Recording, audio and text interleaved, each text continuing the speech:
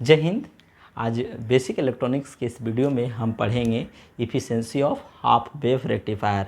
हमने सर पिछले वीडियो में हाफ वेव रेक्टिफायर के बारे में डिटेल डिस्कशन किया था कि हाफ वेव रेक्टिफायर कैसे वर्क करता है, उसमें उसका एवरेज आउटपुट वोल्टेज कितना होता है, एवरेज आउटपुट करंट कितना होता है, हमारा आउटपुट वोल्टेज का आरएमएस वैल्यू क्या होता है, आउटपुट करंट का आरएमएस वैल्यू क्या होता है। ये सारा कुछ हमने निकाला था। वहाँ हमने फॉर्म फैक्टर भी निकाला था, पीक फैक्टर भी निकाला था। आज हम देखेंगे कि हाफ वेव रेक्टिफायर का इफ़िशियंसी क्या होता है। तो अब sir efficiency is equal to होता है, इफ़िशियंसी इज इक्वल टू, आप लोग ध्यान से देखिएगा, इफ़िशियंसी इज इक्वल टू होता है, रेक्टिफायर की इफ़िशियंसी की बात कर रहा हूँ, DC output power, DC output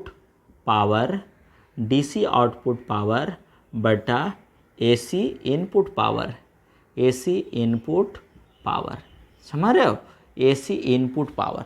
तो जब भी हमको चूँकि एक बार मैं बता देता हूँ, पावर का फॉर्मूला क्या होता है, पावर P बराबर होता है आई स्क्वायर आर, होता है ना सर, आई स्क्वायर आर। तो हमको आउटपुट कहाँ मिलेगा सर, आउटपुट हमको मिलेगा सर, आउटपुट देख लो इधर, पहले आउटपुट हमको मिलेगा इसके क्रॉस ही हमको आउटपुट मिलेगा।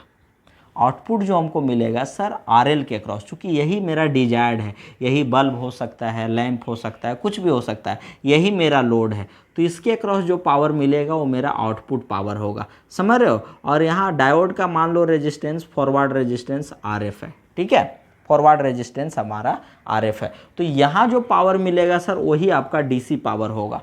और देखो हमारा जो रेक्टिफायर है इसका आउटपुट क्या होना चाहिए, डीसी होना चाहिए।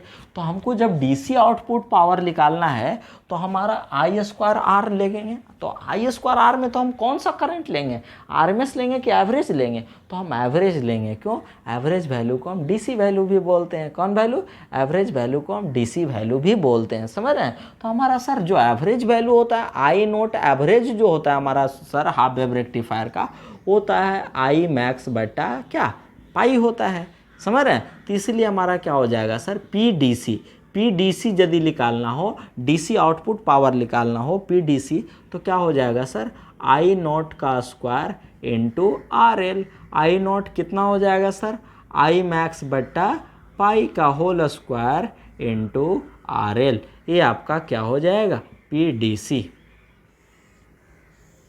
क्लियर।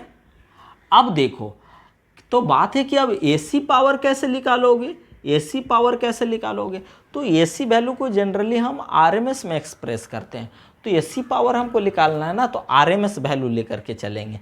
तो एसी इनपुट कहने का मतलब है सर, सर्किट में यहाँ से जो टोटल पावर सेंड किया गया होगा, तो कुछ पावर यहाँ लॉस हुआ होगा, डायोड का अपना रेजिस्टेंस होगा ना जी, कुछ पावर यहाँ लॉस हुआ होगा और कुछ पावर आपको यहाँ मिला होगा। तो यहाँ जो पावर लॉस हुआ वो लॉस हो गया और यहाँ जो मिला वो आपका क्या हो गया, आउटपुट। तो यदि इस आउटपुट में हम इनपुट को जोड़ देंगे तो इनपुट एसी पावर नहीं मिल जाएगा। तो हमको सबसे पहले आपका क्या हो जाएगा, output AC power. Output AC power कितना हो जाएगा, आउटपुट एसी पावर देखो, आउटपुट एसी पावर कितना हो जाएगा, आई नोट आरएमएस का होल स्क्वायर इंटू आरएल। माने एसी निकालना हो, एसी पावर, चूँकि एसी पावर मतलब हमारा जो बेसिकली होता है वो आरएमएस वैल्यू के टर्म में निकालते हैं। किसके बट में, जो डीसी पावर निकालते हैं वो एवरेज वैल्यू के टर्म में निकालते हैं। तो हमको आउटपुट एसी पावर कितना हो जाएगा, तो आई नोट आरएमएस कितना होता है, आई नोट आरएमएस होता है सर आई मैक्स बट्टा 2 होता है ना। तो कितना हो जाएगा, आई मैक्स बट्टा 2 का whole square into R L. Power loss कितना हो जाएगा, lost AC power in diode, इसमें लॉस हुआ होगा, चूंकि ये तो मेरा डिजायर्ड नहीं, इसका रेजिस्टेंस है, तो यहाँ भी लॉस हुआ होगा। तो कितना हो जाएगा, आई नोट का स्क्वायर इंटू कितना हो जाएगा, आर एफ, नहीं माने कितना हो जाएगा, आई नोट माने आई मैक्स बट्टा 2 का whole square into R F. ये आपका लॉस्ट है। तो output AC power plus loss, ये दोनों को जोड़ देंगे तो हमारा नहीं, इनपुट एसी पावर नहीं निकल जाएगा। इसलिए इनपुट एसी पावर यदि निकालना हो तो कैसे निकालोगे सर, इनपुट एसी पावर यदि निकालना हो, एक मिटा दूं क्या, मैं एक मिटा देता हूं, चलो तो इनपुट एसी पावर हमारा यदि निकालना हो तो कैसे निकालोगे, देखो तो input AC power, AC power, तो एसी पावर जनरली निकालने के लिए हम सर आरएमएस वैल्यू यूज करते हैं। कौन वैल्यू, आरएमएस वैल्यू। और डीसी पावर निकालने के लिए हम एवरेज वैल्यू निकालते हैं। तो हमारा इनपुट एसी पावर, तो देखो तो हमारा लोड में एसी पावर कितना मिला, आई मैक्स बटा 2 का whole square into R L. और हमारा लॉस कितना हुआ डायोड में, लॉस हमारा इतना हुआ, तो आउटपुट प्लस लॉस, तो हमारा टोटल इनपुट एसी पावर निकल जाएगा। तो कितना हो जाएगा, आई मैक्स बटा 2 का whole square into R L plus I max बटा 2 का होल स्क्वायर इंटू कितना, आर एफ। यानी मिटा दो इसको, माने पी एस सी कितना हो जाएगा sir, P S C I max बटा 2 का होल स्क्वायर इंटू कितना हो जाएगा, R L plus R F. तो देखो तो हमको इनपुट एसी पावर निकल गया ना, हमको आउटपुट डीसी पावर मिल चुका है, तो इफिशिएंसी नहीं निकाल लेंगे, निकाल लो। इसीलिए इफिशिएंसी कितना हो जाएगा, इफिशिएंसी को हम ईटा से एक्सप्रेस करते हैं, किससे, ईटा से एक्सप्रेस करते हैं। इसीलिए ईटा बराबर कितना हो जाएगा, तो देखो पी डी सी आपका इतना है, आई मैक्स बट्टा पाई का होल स्क्वायर इंटू कितना हो जाएगा, आर एल बट्टा आई मैक्स बट्टा 2 का होल स्क्वायर इंटू कितना, are L plus R F. Diode का फॉरवर्ड रेजिस्टेंस तो कितना हो जाएगा, तो बताओ तो। अब हमारा कितना, 4 ऊपर चला जाएगा ना, 4 ऊपर चला जाएगा। जब 4 ऊपर, ये हमारे ये आई मैक्स स्क्वायर कट जाएगा, तो ये कट जाएगा तो 4 ऊपर चला जाएगा, 4 हो जाएगा, नीचे पाई स्क्वायर है, पाई स्क्वायर हो जाएगा, समझ रहे हो, इंटू आर एल है, कितना हो जाएगा, ये are L plus R F, समझ रहे हो। अब हमारा क्या होगा सर, अब यहाँ से इफिशिएंसी बराबर, इसको भी मिटा देता हूँ मैं, क्योंकि अब तो लिख दिया हमने सब। अब हमारा क्या हो जाएगा sir, efficiency is equal to हो जाएगा, देखो चूँकि आर एफ ने, तो ऐसे भी कर सकते हो, चलो रहने दो।